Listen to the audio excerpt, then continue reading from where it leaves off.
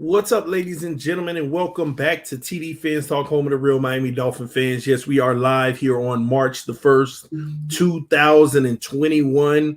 Man, listen, the offseason is in full swing, ladies and gentlemen. This is March. This is the beginning of everything. Before we get started, I just want to let y'all know the rumor season is not over until March the 10th. So FYI, rumor season is not over until March the 10th. Now hit that like button when you're on your way in the room, guys. I'm very appreciative when you hit the like button. I come on live as much as I possibly can in my life to give the best content that I possibly can and enjoy these moments with you all. All I ask is that you all hit the like or dislike button. It's all about engagement either way. So punch that button so that we can keep the lights on. Y'all know what time it is. All right, so listen, ladies and gentlemen, don't forget to make sure that you also check me out on Miami Sports Music, all right, .com. Make sure you go over to miamisportsmusic.com. That's where you got Certified with Stephen D. You got What Would Shula Do with Wade O. And, of course, myself, TD PHINSTALK. You got DDW representing with Doug.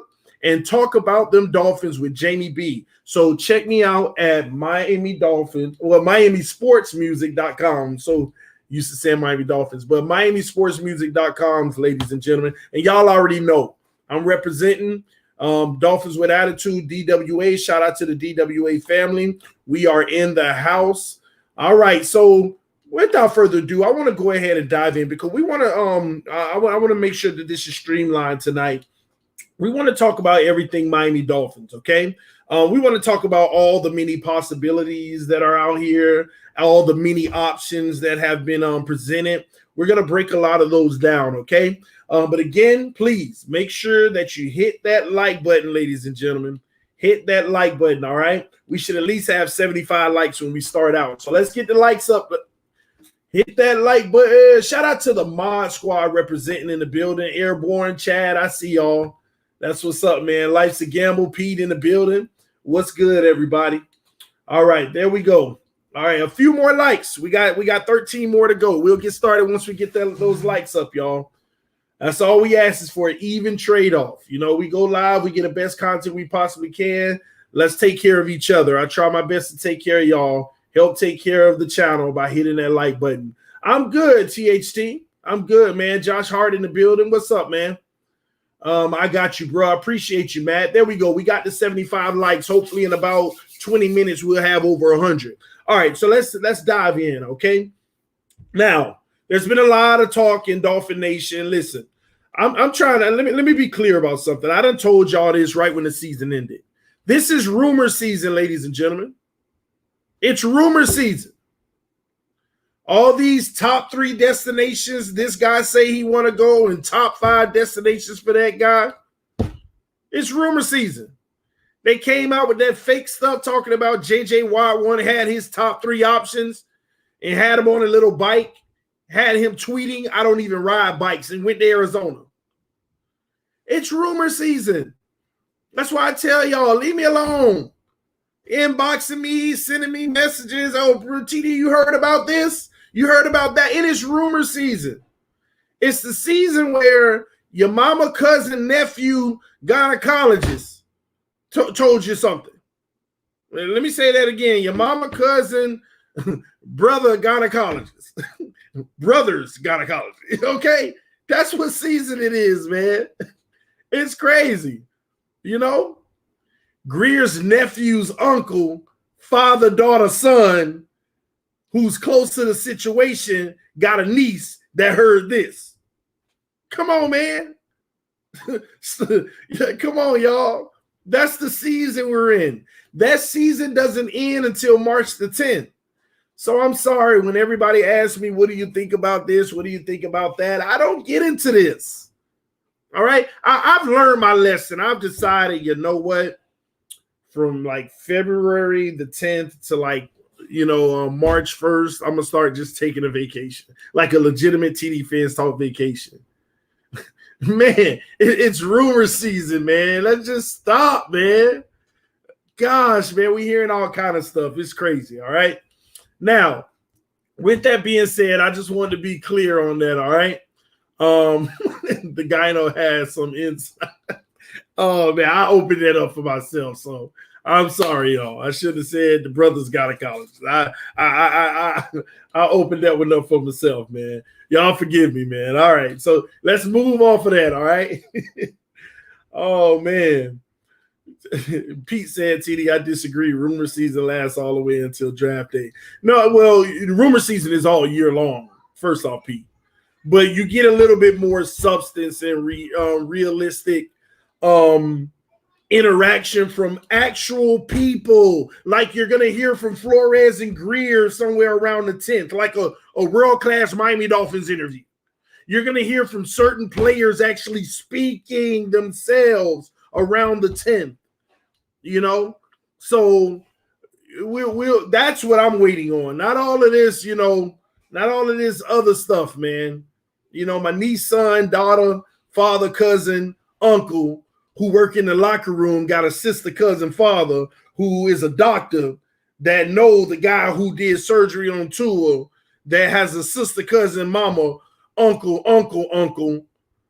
times two with heard that they might be trading Jason Sanders. All of that to get to the I'm done, man. We gotta stop, man. And then these people put some, hey, but this guy said it, so he's pretty on point. I don't want to hear it, man. Listen, I have someone directly that I talk to that's close enough to the situation, and I don't come on here saying, well, they told me this and that. I don't even do that. I bank it, and then if a little evidential things start coming together, I'll report it. But I don't sit here and do everything because, you know, 30% of the things the person have told me never even came to pass. You know, even though they tell me as a source of they're thinking about it, so which makes sense, but come on, man. Anyway, let's talk about some of these things, okay? Let's talk about some of them, okay? I want to talk about the ones that actually make me want to be like, that's something to think about. You know, I was having a conversation today. I did a collaboration with Across the Pond, which is a podcast network over in the UK. So we did a collab today because they got the largest Miami Dolphin fan base. Miami Dolphins are number one in the UK from a fan base standpoint. And, you know, we did a collab today Across the Pond. And, you know, one of the gentlemen brought something to me that had me intrigued. You know, they were like, you know, have you ever considered, you know, the Miami Dolphins not picking at number 3, trading out of it, and possibly moving down to grab Pitts, the tight end? And I'm like, I don't know. I mean, we got Gesicki, but then, you know, they were like, you know, you don't think that they want 2 top weapons at the tight end position, just like the Patriots tried to accomplish with Gronk and Hernandez. And on top of that, you got what's your name, Gesicki, who's going to be coming up on a contract at some point in the near future. You know, and then I started thinking like, you know, I know we should be going to get Penat Sewell, but if they don't get Penat Sewell, what really puts a wide receiver above the tight end if we were drafting somewhere like, say, number 10? What would really put a receiver above a tight end when this team, I don't think they really feel like they have a receiver issue. I think they feel like they have a receiver health issue. I personally want another receiver. But I don't think that they feel like they really, like, deep down inside, oh, we just suck at the receiver position. I just think that they feel like they can never keep them healthy. And they have good enough. And I don't think this team I don't think Flores and Greer are seeking to have the most explosive receivers in the league. I feel like they want a good group that can make plays, move the ball, and sustain drives and make plays. And I start thinking about that because Pitts was never in my mind like, oh, first of all, we ain't getting him at 3.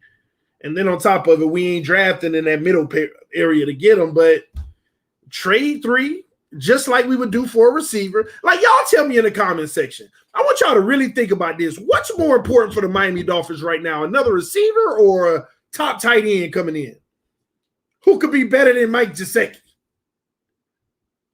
Which one do you think would actually be more impactful on this team? I'm just curious. I know what a lot of people are going to say. I think everybody's going to be like, wide receiver, wide receiver. But when I really think about it, I started saying, that's interesting. That is really interesting. Especially when you have a situation where Gesicki just ain't a great route runner. And the tight end is always the safety net for the quarterback, especially a young quarterback. So it made me say, you know what? I'm going to take that and put it on the shelf. I'm not saying it's going to happen, but I'm going to put that on the shelf. I'm not throwing that in the trash. I'm going to put it on the shelf because that's kind of interesting. Shout out to the homie EM in the building. What's up, man? If you got time, you already know what it is. You already know what it is, man. And shout out to the mod squad. Let me see. Let me take care. Can I hurry up and it went too fast. I'm trying to update this real quick. Y'all give me 1 second.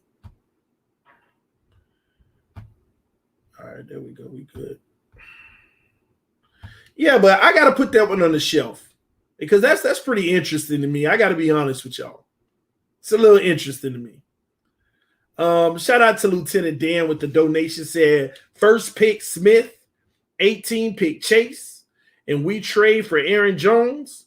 We would be Super Bowl caliber team right away. Hey, I mean, is your O-line done? Is your O-line done? Do you have depth at the safety position so that if someone goes down? I'm just curious. I know you probably say, we get that in the later rounds. Omar Kelly tweeted this today, and he's right. Okay?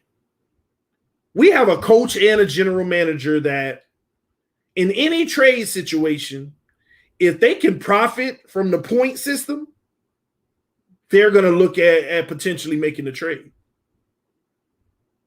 Because you know how the number 3 pick is like worth 2 number 8s or something like that on a point scale? 2 number 8s or 2 number 9s? Like literally, number 8 and 9 would be worth the number 3. And they probably wouldn't do it.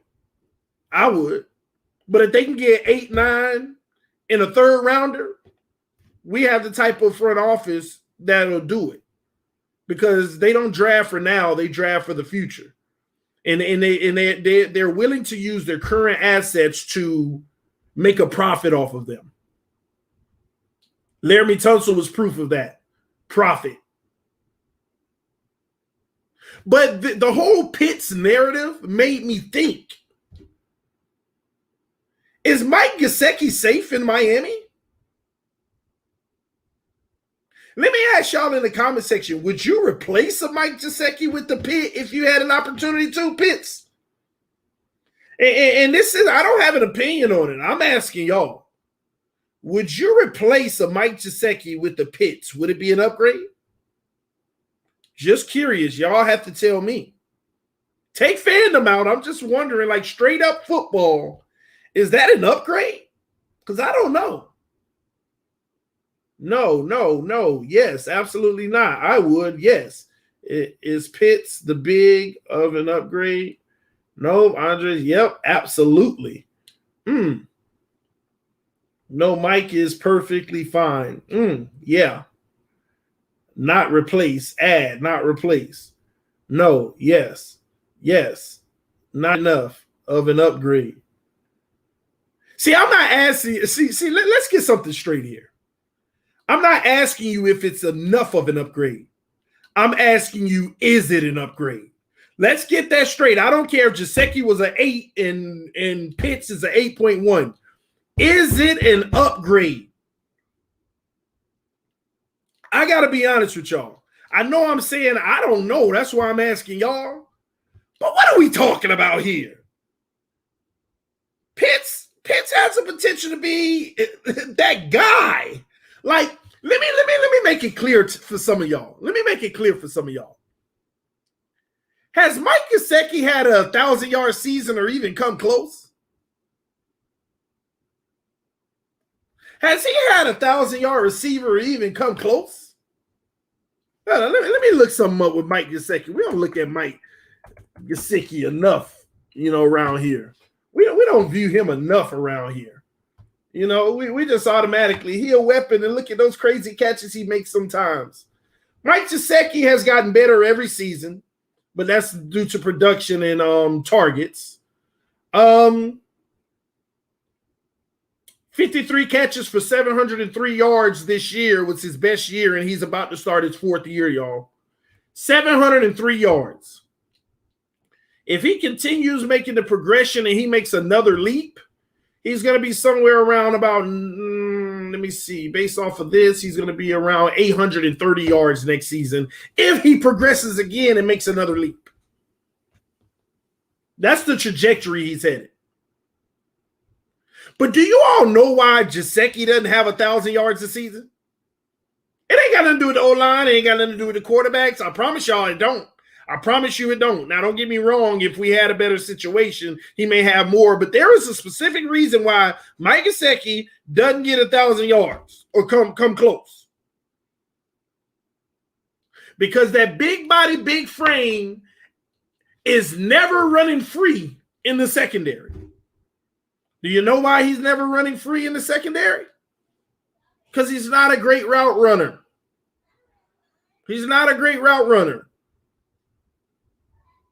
Luckily, he has the hands that in tight coverage he makes a play anyway. But why make it so hard? Especially with the young quarterback. Why does the young quarterback have to throw to somebody that don't even look open? Why does the young quarterback have to throw to somebody that ain't even don't even look open and hope that they just make a big boy play like sometimes he does? It ain't like Gesicki has burners or speed either. He's just athletic, like he has hops and hands, and I don't want to get rid of that. Let's be straight here. Don't think this is turning into TD don't like Gesicki now. Gesicki is who he is. I like Gesicki. But at the same token, if we're comparing him, like let me give you an example. Ever since Gesicki came in this league, it's only one. Listen, I've said Witten or better. Witten or better. I need you to be Witten or better. I ain't asking you to be Kels, but that would be beautiful. And the reality is he's just a sly bit under that. He's just under that. Y'all give me y'all number in the comment section and be honest. Don't be a homer. Rank Gesicki to 1 to 10. Be honest. Put it in the comment section. I want to get a gauge of how you all feel.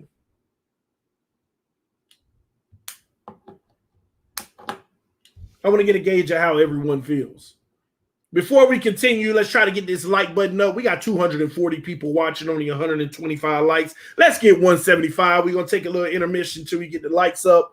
Let's make this an even exchange, ladies and gentlemen. I don't ask for much. I just want you to hit that like or dislike. It's all about interaction, regardless, all right? So people have Gesicki. The average that I'm seeing is about 7. People have Gesicki at about a 7.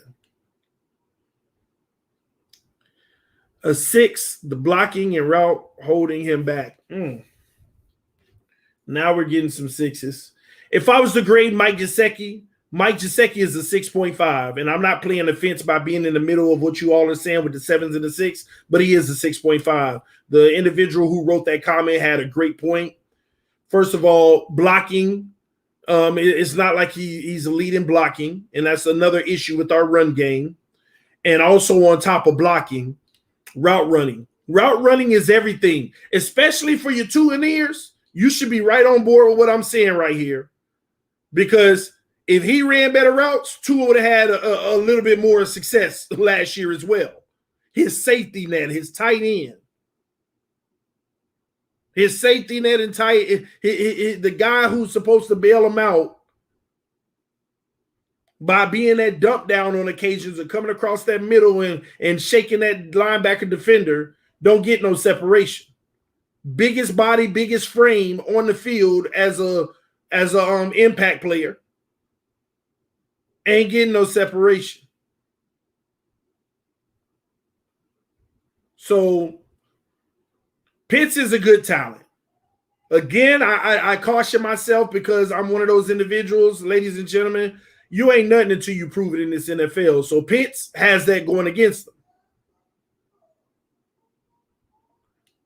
Now, just like everybody did with Tua, the upside is a lot better, though.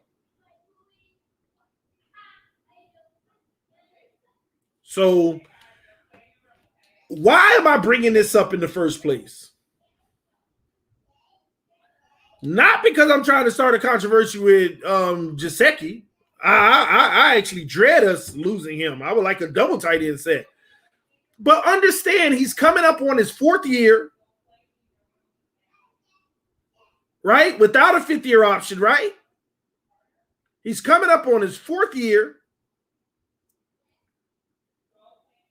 And there's an opportunity to get a guy to replace him right now before you have to give him more money.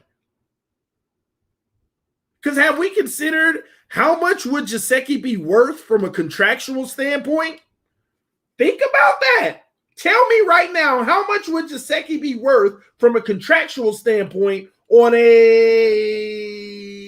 4-year deal? Because I think Gesicki isn't this negative in the league. He can get a 4-year deal by another team. I would like to sign him on a 3-year if we read up, but he can get a 4-year deal. So how much would he be worth on a 4-year deal? I want y'all to go back to Charles Clay.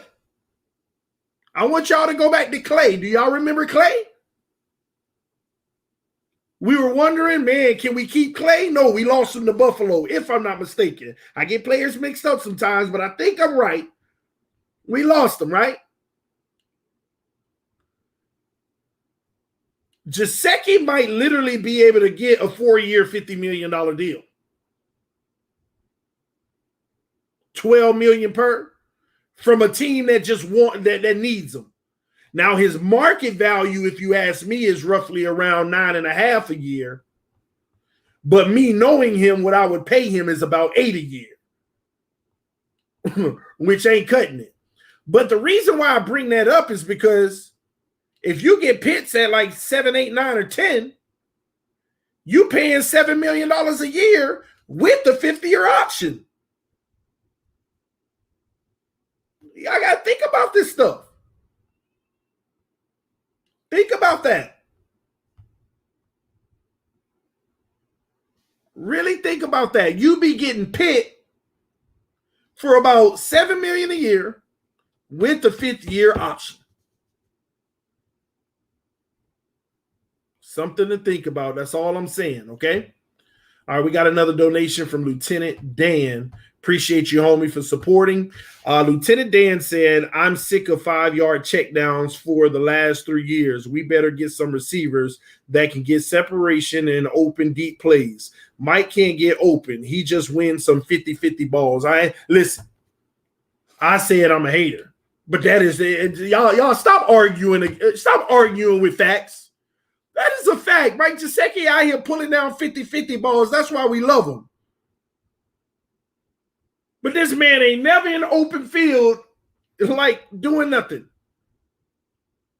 It's rare when you see him in open field catching and running up the field.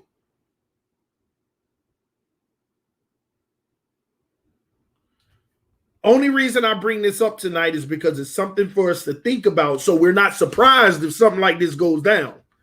Just a thought, okay? Another thing I wanted to discuss that's a thought. Y'all got to open up your mind to the possibility that we're not going to draft a running back at all.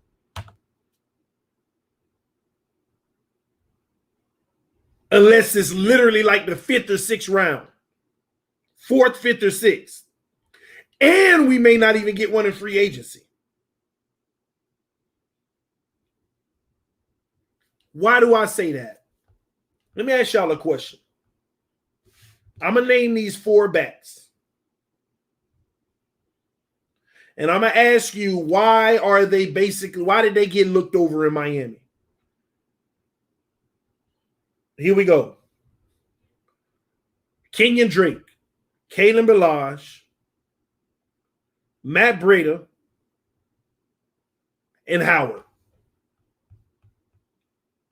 What's up, TD? Crazy all season ahead. I appreciate you, Astro. Yes, it is. But what did those four guys, why were they not successful in Miami?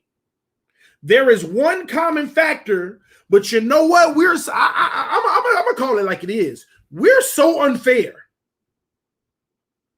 Miami Dolphins fan base is so unfair. Out of those four backs, there was one common factor, and we just want to ignore that and literally just keep on dogging these guys individually. What's that common factor? None of them had an O-line that opened holes for a bigger back. That's why Gaskins and Ahmed was a little bit successful, because they had smaller holes, but they were smaller backs that could squeeze through them or shoot through them. We keep on saying running back, running back, running back, running back, running back, when the reality is it's the offensive line not creating good holes. Gaskins and Ahmed operated behind decent holes, but we need good to great holes. Matt Breida would take off. Matt Breida is a good back. I don't care what none of y'all say. He is a good back. He just needs the opportunity to get moving. We killed Ballage. I ain't even going to defend him, but at the same token, come on, man. Howard averaged less than Ballage. Y'all were picking on Ballage, but Howard averaged less than Ballage. Facts. Go look it up. Ballage was like 0.9 and Howard was 0.5. We killed Ballage about that. I didn't, because I knew what it was the whole time. But Howard averaged less.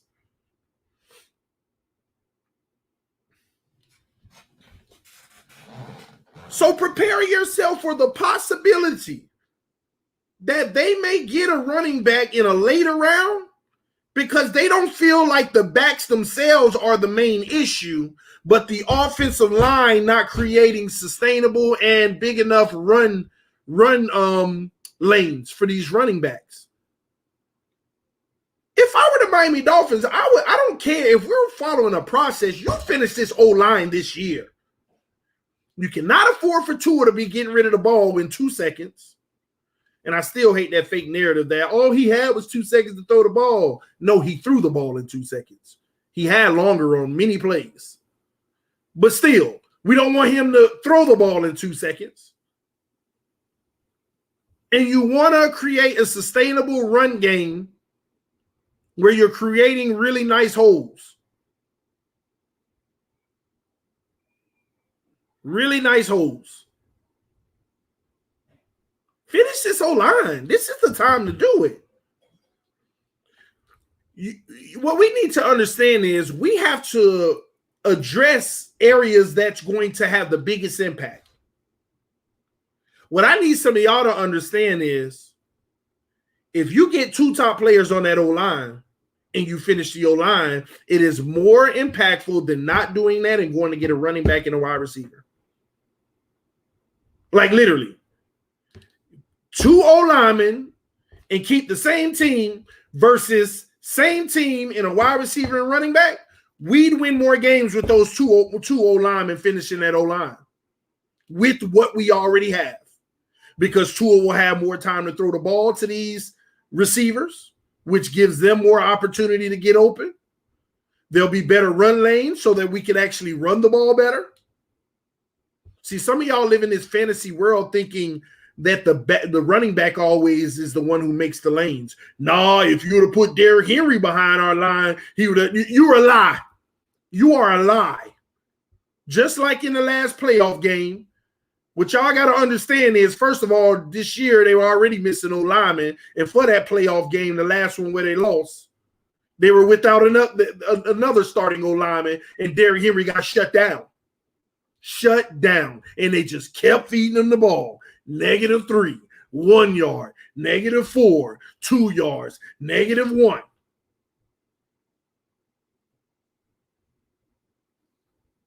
We got to finish this O-line. We have to. In my opinion, that's the most important thing to do. Get that O-line done, Flores and Greer, and it'll be the bigger impact on this team. This offense will have protection. Tua doesn't have to stress out behind the line of scrimmage. He can be patient and take his time. He can, like y'all don't even understand. If Tua would have literally had 3.5 seconds versus 2 to throw the ball, like literally back there comfortable, instead of saying, "Oh, I don't feel good," hike. Oh, I see somebody. Let me hurry up and get it. If he didn't have that stress and he didn't have to hot potato it all the time, hike. Oh, you take it. If he didn't have to do that, this year we were guaranteed playoffs. I'll go out on a limb to say we would probably beat somebody in the first round. I feel like. We turn these quarterbacks into hot potato quarterbacks. Oh, yeah. 3-yard completion. All right. I wish you'd have got a little more, but that's we survived. We got to stop that mess, man. We got to stop that mess. So that's my take. Running back, you might be, and like I said, we're going to get a running back. But if we do get one late in the draft, like 5th round, TD told you, don't be surprised. This was exactly why. Some of the issues you think we have on this team, this coaching staff may not feel like we have. They understand that other things attributed to the lack of success in other areas. Keep that in mind, ladies and gentlemen. I'm going to go to the comment section, see what y'all got to say as y'all hit that like button. We got almost 300 people watching, but only 179 likes. Let's make this an even exchange, ladies and gentlemen. I try to bring the best content I can. All I ask is for you to hit that like button one time. You do it once, you ain't got to do it again. All right? Oh, yeah, I wanted to say that too. Drew Brees coming back to the Saints. That's interesting. That's very interesting. A lot of stuff going on around the league. But that was one interesting. Breeze going to give it another try. TD, if we want to finish our O-line, we need to get Sewell. I'm for it. That's what I'm saying, Malachi. Then we need to get Sewell. I'm just saying. However we do it. Even if we didn't want to get Sewell, we could do it in free agency to a degree. What people have to understand is with the amount of money that we have in free agency, we have some money. It ain't big buku money, but we got a few dollars in our pocket, you know. But y'all got to ask yourself for them few dollars, do you want like this one big time player or do you want 3 good players? That's what you got to ask yourself about free agency. The market is not going to be as big as people think. Had COVID not hit, you'd have receivers making $25 million a year. No lie, y'all. But since COVID came around, you might be able to find some really good deals where the market isn't what many people think that it is. Trust me when I tell you, the market is not what people think. A lot of people have banked on the future. We signed them on a 5-year deal now. The good thing is year 3, 4, and 5, the salary cap should be way up to this. That's what they thought until COVID hit. Now a lot of people eat and they work. Buffalo would be straight right now if COVID didn't hit. Do you know that the Buffalo Bills would have $30 million in cap space had COVID not affected the salary cap? Because it was projected to have been $210 million this in 2021. The original projection for 2021 was $210 million. Buffalo signed all those deals 2 years ago and last year, setting themselves up to be okay because of what it was supposed to be. And now that it's 180, Buffalo ain't got a penny. They like, who can we cut and then who can we add to replace them cheaper but better? Pull your hair out. That's what they're dealing with. We got to cut some people, but then we want to get better, and it's going to cost more than what we're dealing with now to get better with those people. And we're already over with the people that we think we got to cut.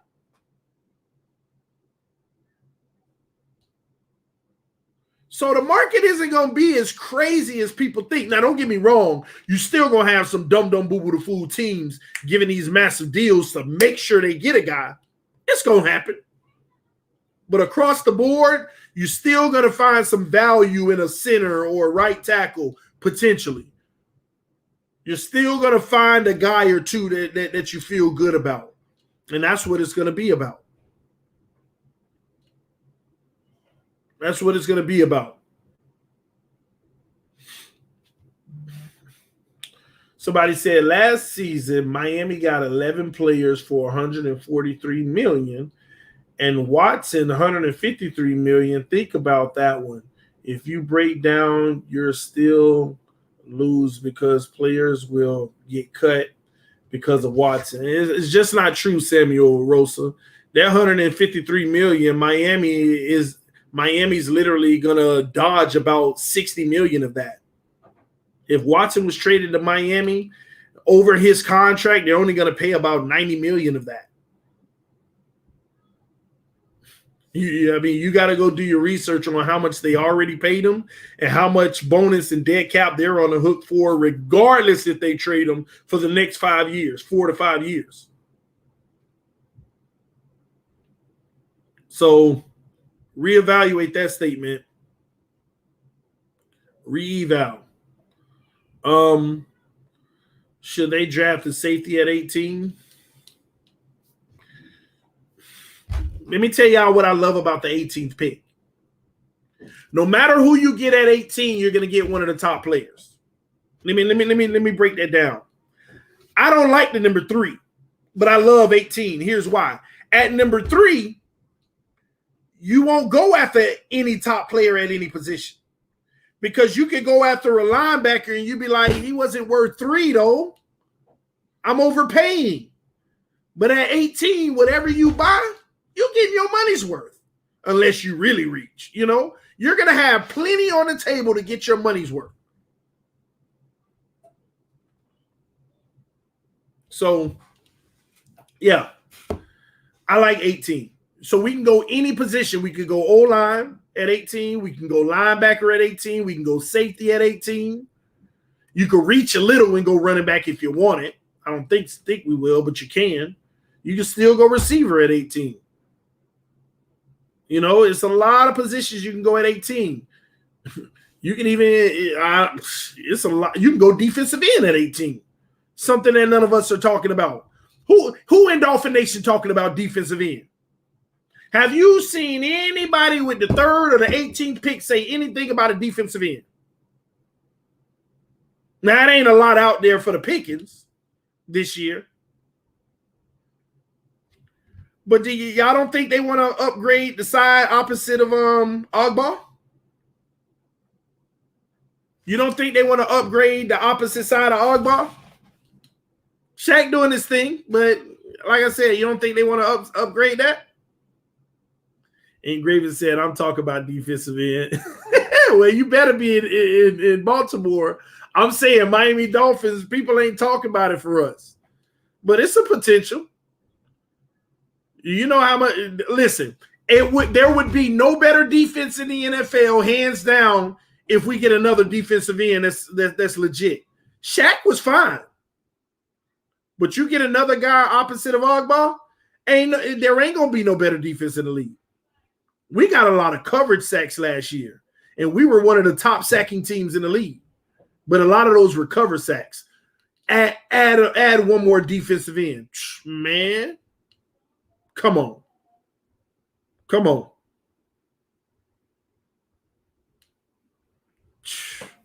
TD, any update on X situation? It ain't a situation anymore. They've dropped charges, all that stuff. I mean, they never dropped charges because he was never charged of anything, but they basically closed the whole investigation. But if you're talking about his salary situation, I haven't heard anything at all. We'll know more in the coming week. And don't forget, we got to address the linebacker position as well. We got to get literally a run stopping and a pass that's the problem. Like Ball Game said once, we don't ever have the dual running back, the run stopper and the pass stopper. We got one or the other, like Landon Roberts getting in that box, looking good on the run stop. But then, you see what I mean? But nobody's doing both. And that's part of the issue. It's where we got to get better. We have to. Again, y'all punch that like button. Even exchange, ladies and gentlemen. Hit that like button. Hit that like button. What happens when someone is signed at end of season, but I don't see them on the 2021 roster? I'm not sure what you're talking about in that regard. Someone signed at the end of the season, but you don't see them on the 2021 roster. I don't know what you're referring to. Flores and Greer said they're building inside-out trenches. That's why I hope they finish this O-line this year and get them their true nose tackle and a defensive end. Let me give y'all, because I'm not going to keep y'all late tonight, okay? But I want to give y'all another thing to think about. I want to talk to y'all real quick about why Penei Sewell is a bigger asset than y'all could think. I would draft Penei Sewell with the intention to trade him in 3 years anyway. Think about it. What if somebody told you, do you want to draft Penei Sewell? Here's what it comes with. They give you all his football accolades and stats and who he is, and you're like, man, that's good. But then they also tell you, after his third season in the NFL, going into his fourth season, he's going to be worth 2 firsts and 2 seconds. You draft Penei Sewell and you let him ball out for you, win a Super Bowl or so for 3 years, and then you do exactly what you did with Laremy Tunsil, and you already drafted his replacement, and you keep rotating, ladies and gentlemen.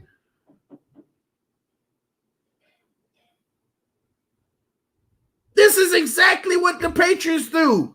They'll get a young offensive lineman. That guy becomes an all-pro. He get to his 4th season. Bill Belichick shake his hand and say, thank you for your service, and go pick up a first-round pick or something for him, and already had his replacement sitting behind him for 2 years. And that guy comes in and potentially becomes an all-pro. This was why they were able to sustain with Brady not taking all that money, because they never spent buku money in the trenches. If you're new to this channel, then you don't know about this fact here. Laremy Tunsil got about $22 million a year on his deal. The New England Patriots, between the year 2014 and 2013,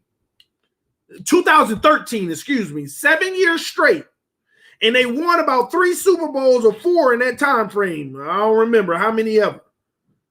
7 years. They didn't spend more than $23 million on their entire offensive line. I'm talking about starters and reserves. Facts. But Laremy Tunsil by himself was $22 million, and people wanted us to keep him. And the New England Patriots literally for 7 years straight did not spend more than $23 million on the entire O-line, starters and depth included. Facts. Facts. And how were they able to do that? Because they keep on flipping young talent before they get off their rookie deal, trading them away, but they already drafted the replacement a year or two before they knew they were going to trade them. So for the person in the comment section sitting here talk about, oh, now this clown wants to trade away Sewell. That's right, because I understand the way how you build an organization that wins. You can't fall in love with a player. You got to get whatever you can out. It is a business, ladies and gentlemen. At what point are we just going to accept the fact that it's a business and stop getting in our feelings and being hurt that it is? It is a business.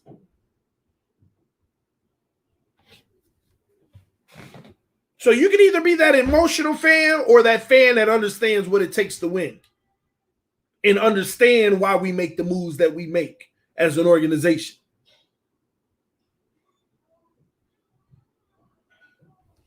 It's that simple. Sean say, I make no sense. Then tell me, why did we trade Laramie Tunsil, Sean? Exactly. Exactly. Why did we trade Laramie Tunsil then? Your business model is a failure. Say that to the Patriots. Tell the Patriots that they won. They won, man. Go back to the drawing board, man. Learn football, bro. Learn football. Learn football. Said the deal was too rich. That's why we traded him. And Bill Belichick knew that every offensive lineman that became an all-pro under him, the deal would have been too rich. Peace. Like, you answering the question, bro. Come on, man. Put two and two together. It's simple logic, ladies and gentlemen. Simple logic. Somebody said they will never trade Panay, man. That's what they said about Laramie Tunsil when I said they might trade him. They called me an idiot. They unsubscribed. They did all of that. I said this man could get traded. Why is it hard for y'all to believe? I went a whole month. Tell me, if you've been on this channel for a long time and you were here when they traded Laramie Tunsil, put it in the comment section. Am I wrong? Am I wrong? I was going back and forth for a whole month. Man, why is it hard for y'all to believe that he's tradable? He's going to cost too much. I argue back and forth. They never trade him, TD. They never trade him. You're an idiot. You don't know football. Bro, I'm going to stop listening to you. I can't believe you just say that they would trade Laramie Tunsil. He the best player we got on the roster. That's what they told me.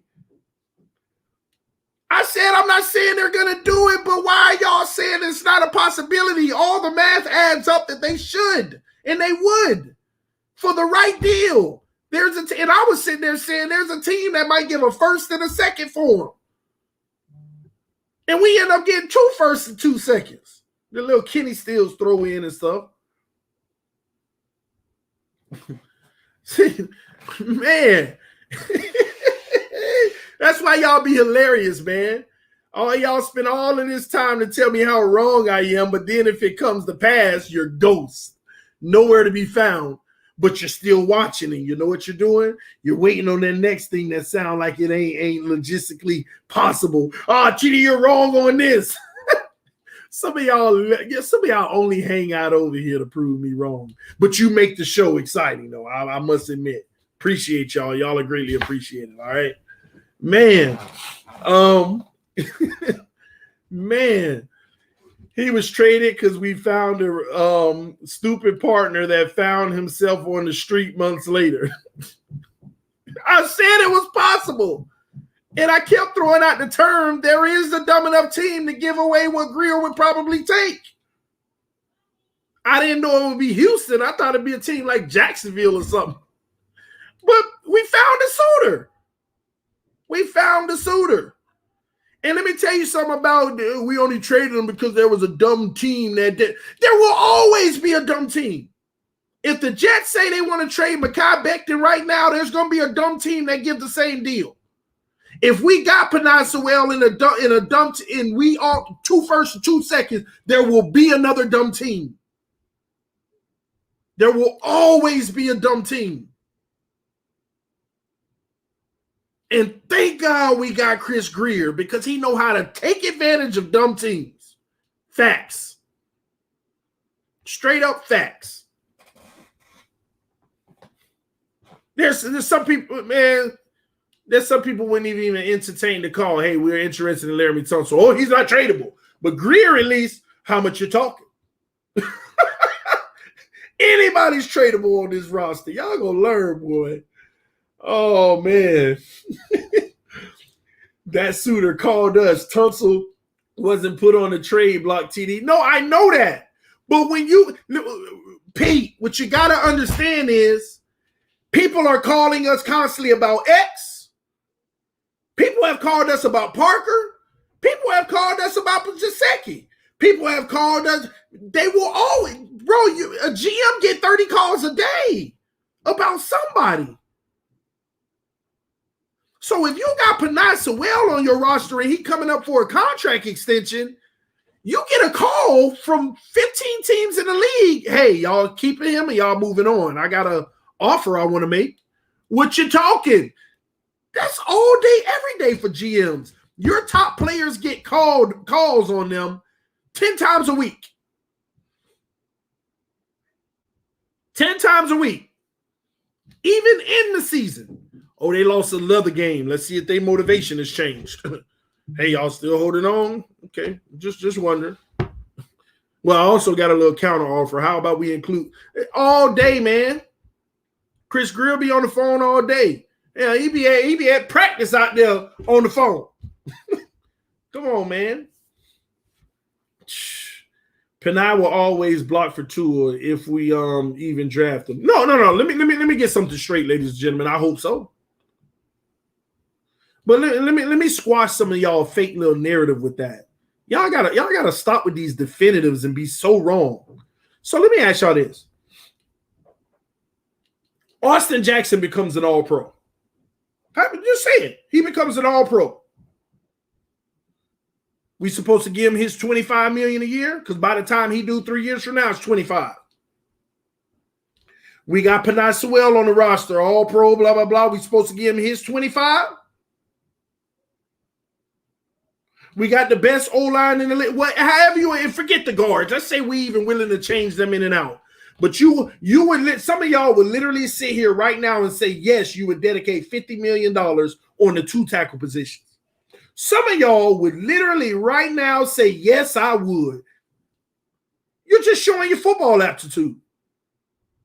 That's all you're doing. That's all you're doing. Is showing your football aptitude. If you had the 2 best tackles in the NFL left and right, and you had to pay both of them 25 each, some of you would be like, pay them. You're showing your football aptitude. And this what I gotta sit here and argue with all day. No, I ain't doing that. I ain't doing that. Somebody said no, because Tua need to get paid too. Oh, give him his 50 by that time come, $50 million a year. Well, that's Mahomes' money. Tua gonna be better, possibly, right? That's what they say. He gonna be better, so he might be getting 60 a year. So Tua and 2 tackles, $110 million. The cap will be about what, 230 around that time. So you still got another 120 for the rest of the team for the other 52 players or something like that, right? You still got 120, so everybody on the roster can make about 1.3 million. We could do it. No, 2.3. Fill the rest of the roster with 2.3. And you worried about Grant dropping deep balls now? Yeah, show your aptitude, baby.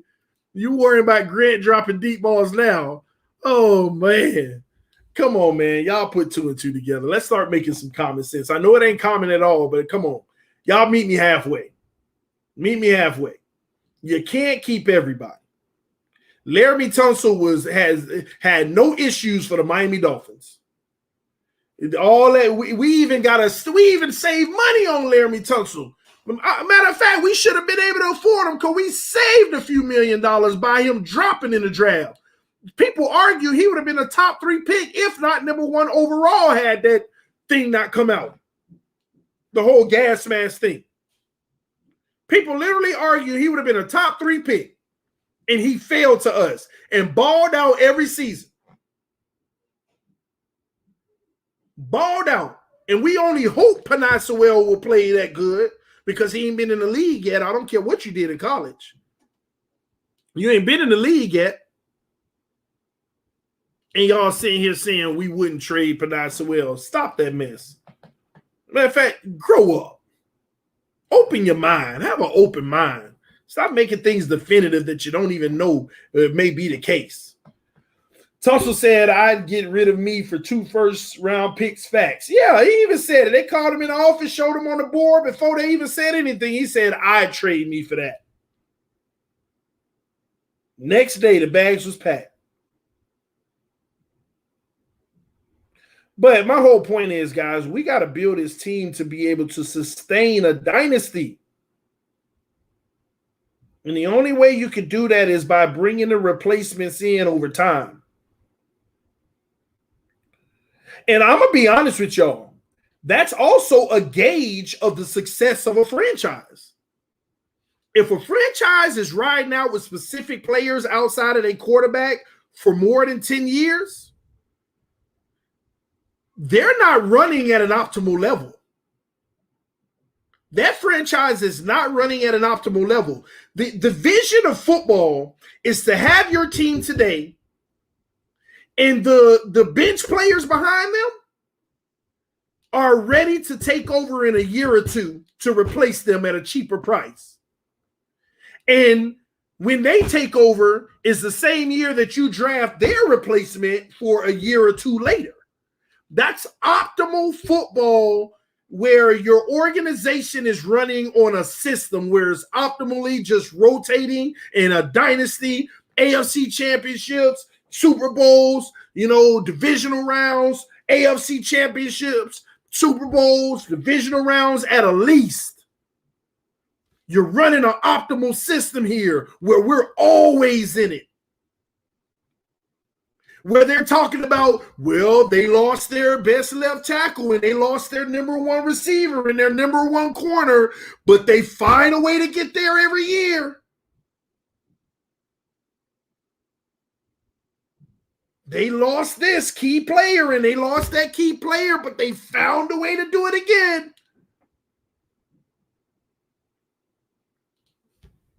You got to run an optimal system.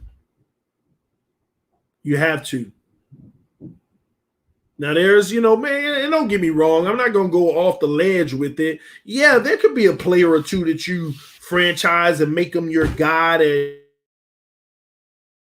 he's going to, and all of that good stuff. Yeah, there will be, especially if you can get a good deal for it, But we can't be doing that with everybody. We can't do that with everybody.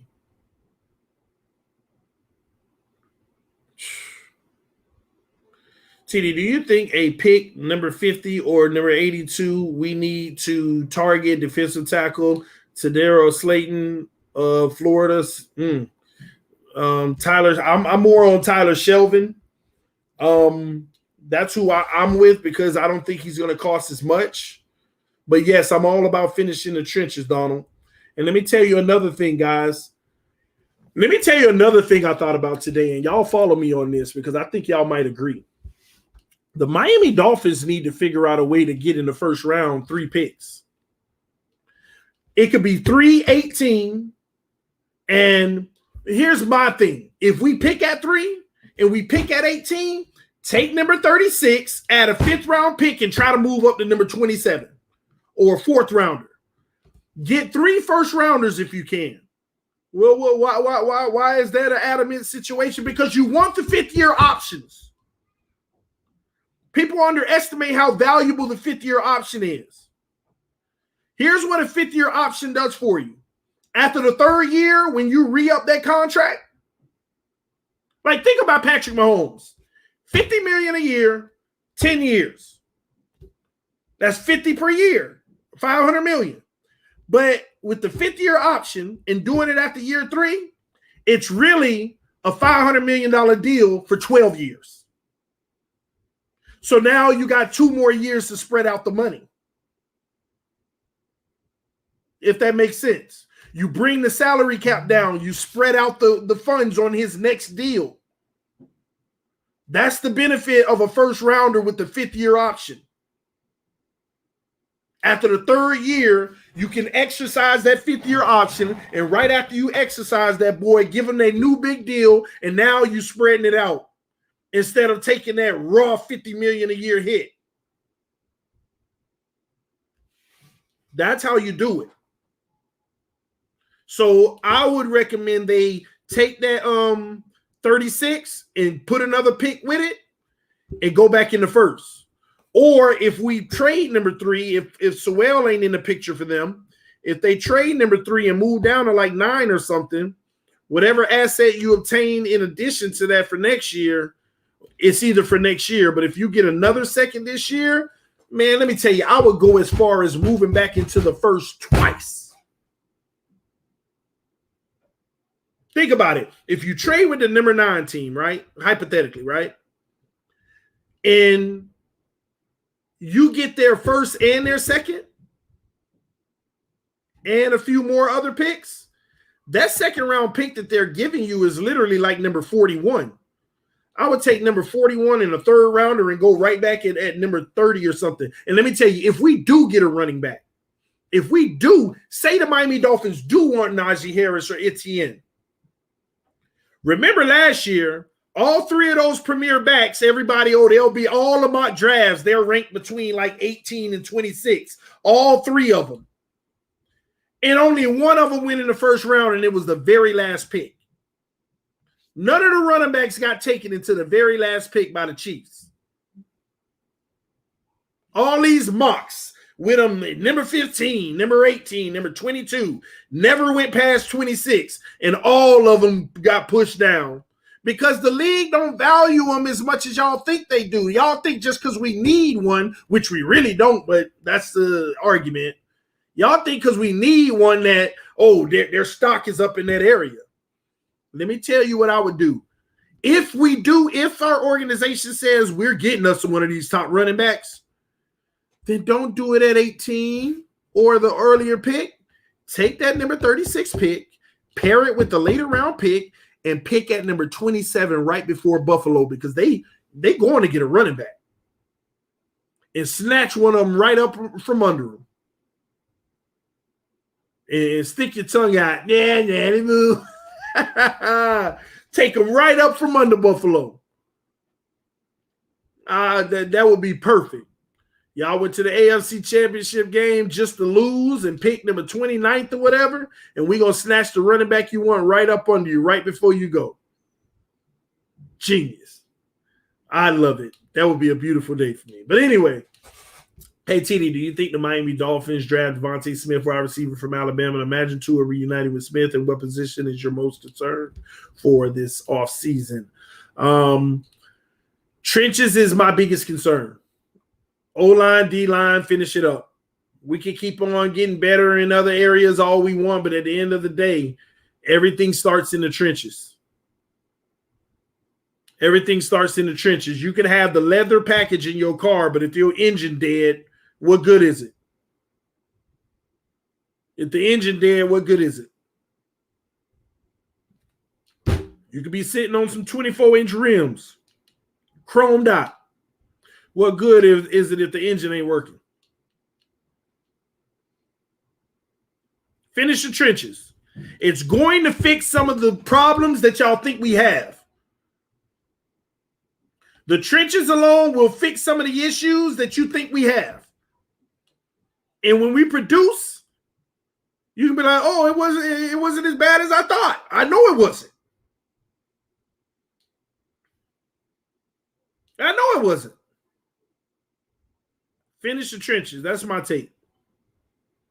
What do you think about Kyle Trask? Listen, I'm all for it. You know how I feel.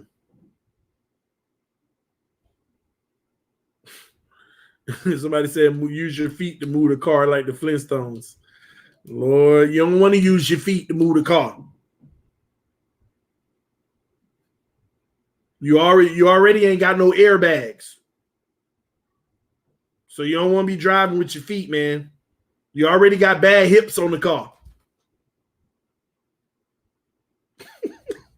I mean, let's be honest here. I don't need to be using my legs more than I need to. I got to save my hips. They already went through a lot. And that's real. Second round, take quarterback. Y'all know how I feel about that. We're not looking for a replacement just to throw passes in practice. You're looking for a guy that you can develop, that could potentially be a starter that you could trade one day. Or if our starter goes down, he can help win us some games. Or best case scenario, he is good as being the starter himself.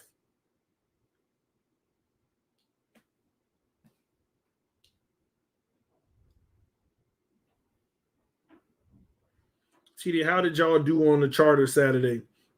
It wasn't a charter. Again, that's like family.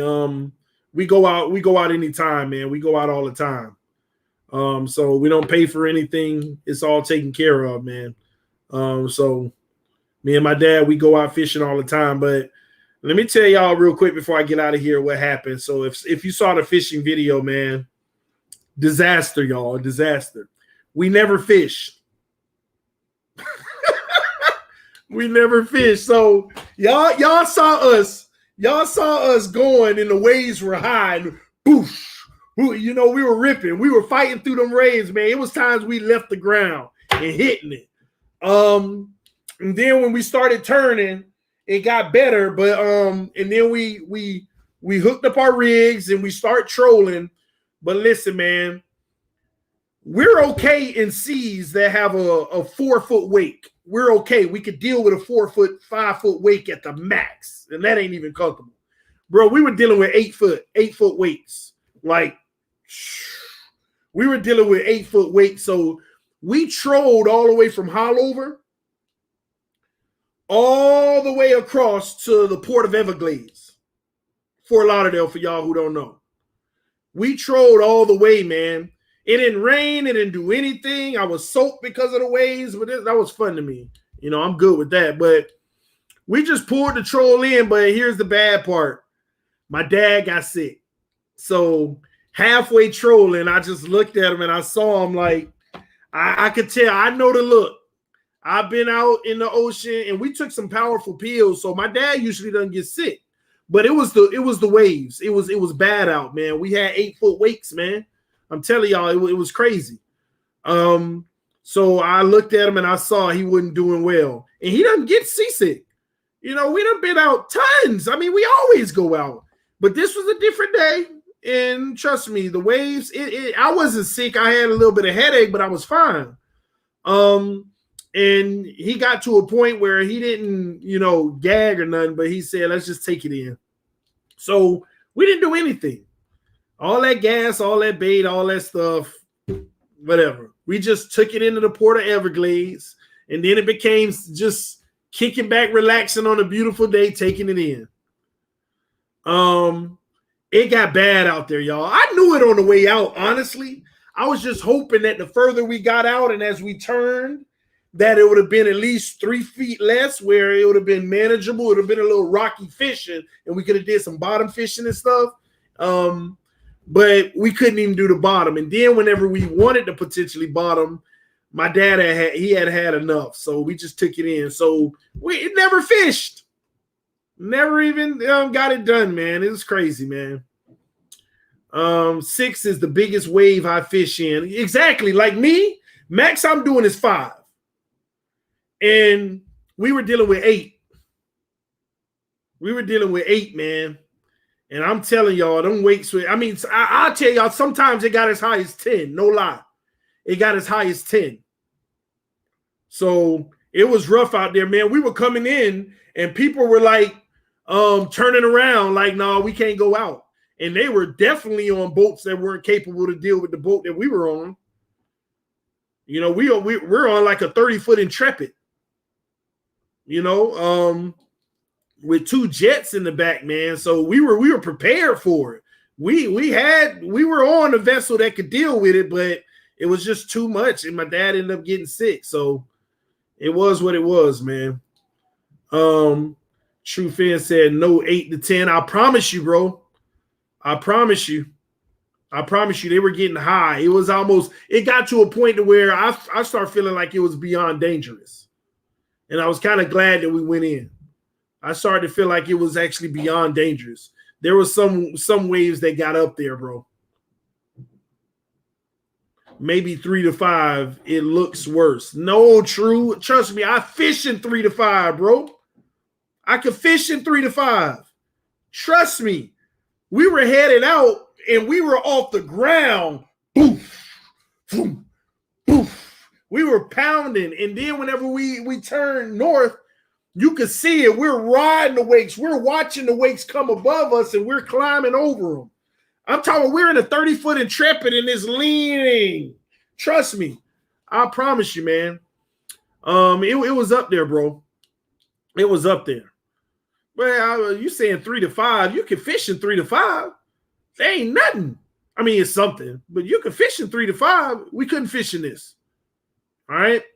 Listen to the head and turn around. Yeah, well, we went all the way through. Nah, true. The crazy thing is when I watch the video myself, it don't even look like any waves at all on that video. It wasn't even close to what I was seeing in real life.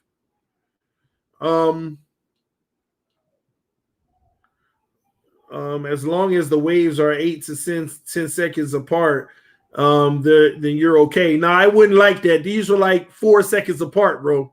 Like they were back to back to back. Like we would hop on one and we would be over the second one. Like we would skip. Man, it was crazy out there. I ain't gonna lie. And the captain, he was enjoying it. I mean, it was like a fun thrill ride. TDU making it seem like the Titanic. LOL. Man, the Titanic ain't deal with no wakes.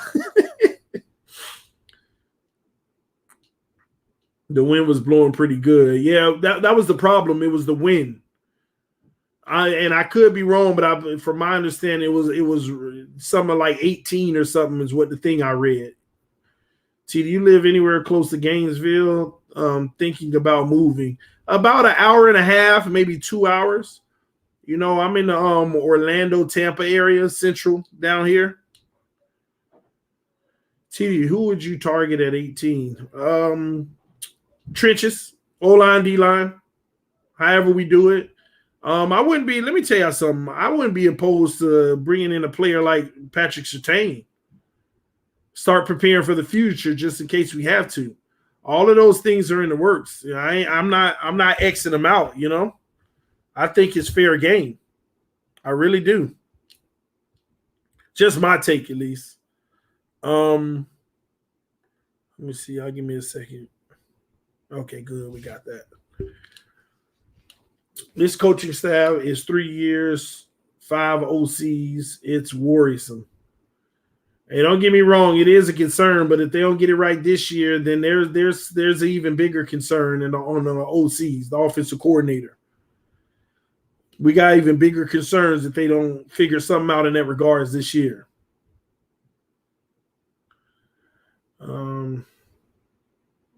Tua must be replaced for Miami to win playoff games. We don't know that, Scott. I think we're going to find out this year what we have in the kid. Down in Irene Young, I would target Collins. Collins, I like.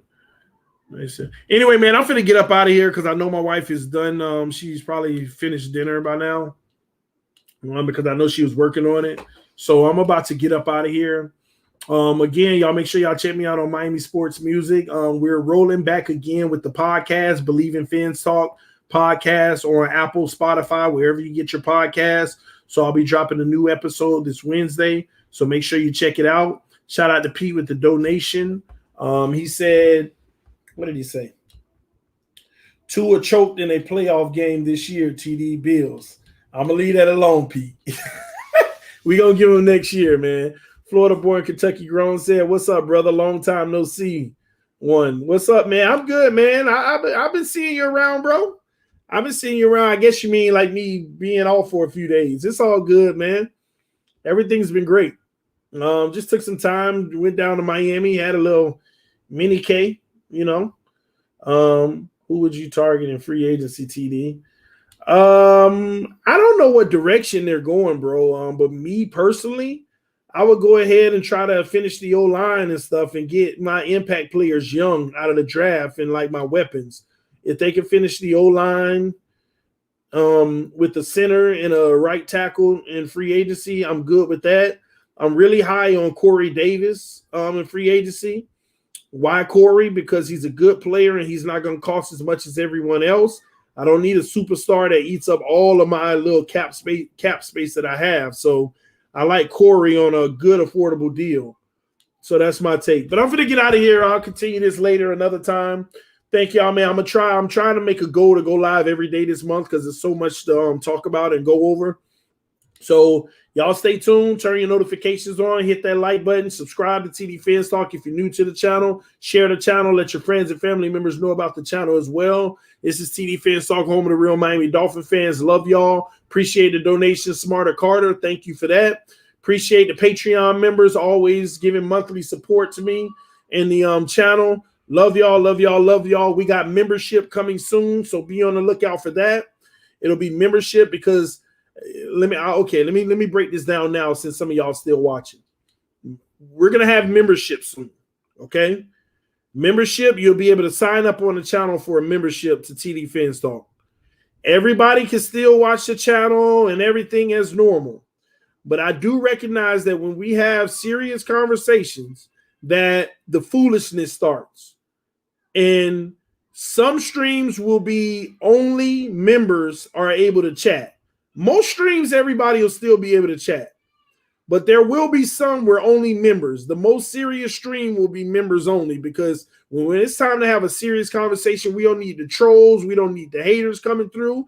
And if you want to troll and hate, then you need to pay to do so. And that's just 100. All right? It's that simple. All right? So that's how I look at it. So we're going to cut out all this trolling. We're going to cut all that mess out. All that ridiculousness, people saying what they want to say just so that they can bring the value of the channel down. Not going to happen. He said TD censors people. Bro, you've been talking crazy this whole chat, so I'm really censoring you. You're the first person I'm blocking this month. Okay, hi, user from channel. So bye, Sean Vin. Every month, and by the way, Sean, on April 1st, you'll be unblocked. I block certain people every single month, and then I unblock you just in case you learned your lesson. But if you didn't learn your lesson, come back April 1st. All right? Come back April 1st. And then on April 1st, act up again and you get blocked again. All right? It's that simple. All right? So peace. Hopefully you just unsubscribe. It'll make it easier for both of us, right? Because all you are is a hater anyway that want to comment negative stuff. Oh, I see you keep trying to comment, but it keeps saying was hidden by TD. I'm sorry, bro. Basically, you've been silenced, I guess. So, peace, man. I'm gonna let you get one more in. There you go. He said, "Rant on." That was your last one. Now I just blocked you again. All right, there you go, bro. But yeah, man. Prime example, ladies and gentlemen. We don't need trolls just saying everything that I got to say out of my mouth, just trying to be negative about it. It doesn't progress the conversation. You know, they have nothing else better to do in their life but talk negative about another grown man doing something with his. So at the end of the day, we try to detract those people from the channel. All right. They don't have a voice over here. All right. They do not have a voice. Yeah. So he'll be unblocked on April Fools. So, hey, he going to come back April Fools and be like, I'm unblocked. Why? April Fools. Oh, that's a good one. I got to block him for 2 months now, just so April Fools will live on. Oh, man, come back. Oh, did he unblock me? Oh, April Fools. I got to get YouTube to put a message when he come to subscribe. Say, April Fools. Oh, man. Just slows us down. Exactly. That's all it is. They slowing us down, having me react to they foolishness, man. Every time they want you to react to their foolishness. And they mad. They're mad for some reason. I want y'all to really think about those people. They're mad for some reason. There's something they see me doing and they don't like. And something about it that they don't like. It's like some form of jealousy, like, man, he got 300 people watching him. I just don't like that. It's not him. Give it to someone else. I don't know what it is. I don't know what it is. Like those people, for some reason, I irk them. And like I don't understand how another grown man can hate on somebody doing their thing. You know, it amazes me. It amazes me. Everything I gotta say, you're an idiot, you're stupid, you're wrong, you don't know what you're talking about, blah, blah, blah, blah, blah. I hurt their feelings somehow. And I don't mean knowing how I hurt their feelings, but it's hurt. That's the only thing that'll make a grown man do something like that. Only way. But I'm gonna keep grinding, like New Trendsetter said. And then what's even sad, some of them just go create another account and come on, like, oh my gosh, like, what is going on in their life to where they have to go that deep with it? They create another account to be another troll. Like, they got that kind of time and energy. It's crazy, man. Success doesn't come without haters, to be honest. Oh, don't get me wrong, they validate. But I'm starting to realize I'm being a very repetitive because of the haters. They're arguing stuff that I've already proven to be factual and true. They're mad. And I'm having to argue with them all the time. And I realize those who hate, I just got to go ahead and time them out. And if they, and I don't mind them watching, because difference of opinion is different. But that's what we're going members, man. If you're going to slow down this conversation, we're going to have members to this channel, man. That way, whenever it's a serious conversation, I could turn that members only button on in the chat and only members chatting, man. And I know those people serious. Because if you want to pay to talk crazy, that's your business then. And you still probably going to get blocked. So it was even a waste, you know? So that's crazy. That's true. The better you are, the more hate you will have to endure, bro. I know, man. Sonny D say, hit that merch store. Yeah, man, the merch is there, man. I got to upgrade some stuff, too. Put some more stuff in, but the merch store is there. Like I said, man, y'all support me however you choose to. I just appreciate it. And it could be as minimum. Listen, let's be clear. I don't do nothing for free. So the only thing that I charge for is the like button. Can we get that straight, ladies and gentlemen? The only thing I charge for is the like button. All right? In my life, let me stop lying. I do a lot of things for free. But y'all get my point, man. The least people can do is hit the like button if they enjoy the content. And if they don't, the least they could do is hit the dislike button. It's so simple. I'm just sitting here like, the reason why I don't worry about likes and dislikes, because it's about engagement. Not whether people like it or not. It's about engagement. And that goes both ways. And the wife calling, so I guess she's done. Hey, babe. Yeah, I'm coming now. All right. All right, guys, finna get out of here. Go enjoy some dinner with the family. Love y'all, love y'all, love y'all. Man, we got it coming up, man. Fins. Hey, let fins up, y'all. This is the most important offseason of our current history, last 20 years. We hit here. It's Super Bowl time. See y'all soon. Peace. Love y'all.